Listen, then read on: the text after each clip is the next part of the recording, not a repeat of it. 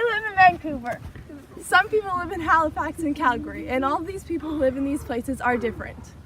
And no, I don't mean hair color or eye color. I mean how you think of things, how you see things, who you are. That's called identity. Land impacts us hugely, which leads to our driving question, how does the land impact our identity? After our amazing field study through the rough terrain of Western Canada, I discovered that the history of the Canadian Pacific Railway and many places throughout BC and Alberta revealed tons of examples of how the land has impacted people all over.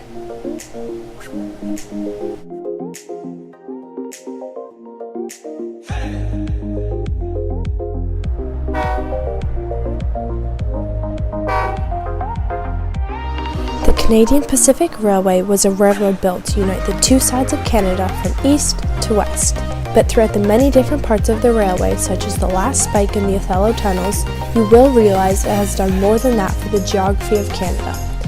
We will be focusing on the western side, BC and Alberta, where they had to blow through the Rockies, making it extremely difficult and leading to an even more interesting story.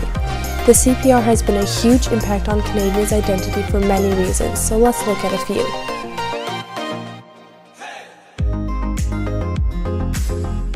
The driving of the last railway spike was an extremely important historical event. The men who were involved built the world's longest railway at the time from one side of Canada to the other. So when the dignitaries nailed the last spike into the ground, it was a proud moment for most. These men probably grew a huge respect for the power of nature and land, something they may not have had before. But after blowing through the mountains or building huge trestles over rivers, how could you not?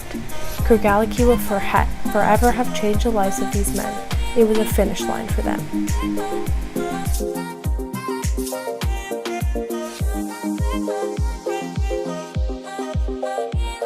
This is Rogers Pass! When we visited Rogers Pass, I interviewed a man at the museum and he told us a ton about it, things I hadn't realized. The main thing that I got out of our conversation was that the building and keeping of the pass was extremely dangerous. It was normal for there to be avalanches and heavy snow, making it difficult. We live in North Van.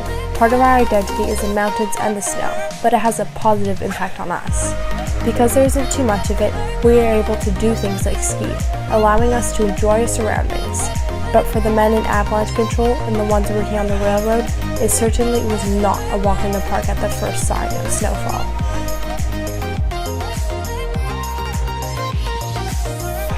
Some people say that Banff was the savior of the railway. Way back when Banff was first founded, the CPR was not doing so well. But one day, people discovered the Banff Hot Springs and it became famous for its beautiful scenery and spas, bringing tons of tourism and making it a well-known tourist town even today. This is a huge impact on people's identity. Living in Banff with all of these tourists, you'd have to be a very social person, willing to give directions and help people out from cultures all over the world. This is another way the geography of Banff has impacted a woman from Calgary.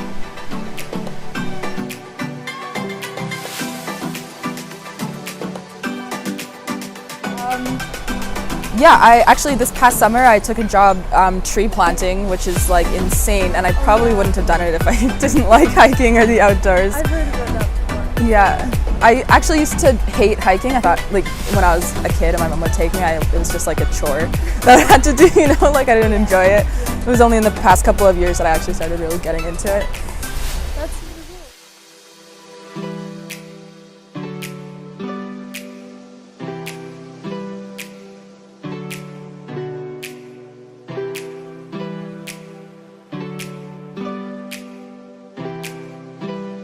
The Othello tunnels used to be a part of the Kettle Valley Railroad, which was a spur line off of the CPR.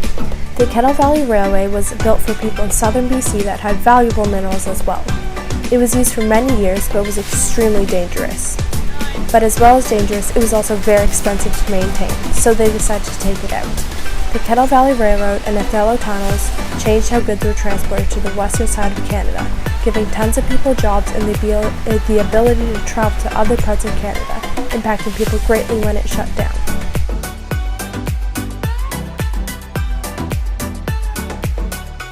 It may have taken a while, but after visiting all of these unique places, I realized what identity really is, who you are and how where you live impacts that.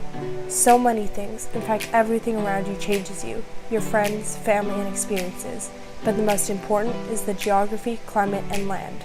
My hometown of Deep Cove is surrounded by mountains, oceans, and trees. And it's also rainy most of the time. This nature forced me to become a very outdoorsy person. Without the land and our surroundings, we wouldn't be who we are today, and that would be pretty boring. So I think it's about time everyone starts realizing just how important our home is and how it impacts who we are. How does the land impact Who we are.